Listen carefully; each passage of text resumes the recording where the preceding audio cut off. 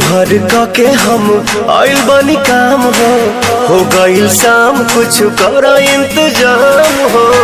सुना तारू हो बोली ना जी। हाँ। दिन भर के हम आइल बनी काम हो गइल शाम कुछ कर इंतजाम हो। दही में दम रही तबे लड़ी गाड़ी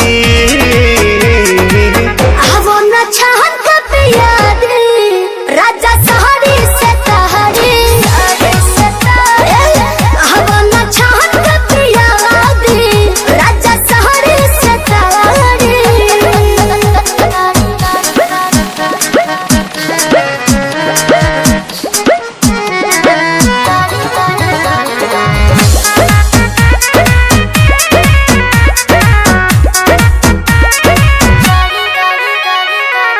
देर न लगाव तानी हाली कहरा बिल्कुल करे चटक चिखाना चिखा के लवने खाली कहरा।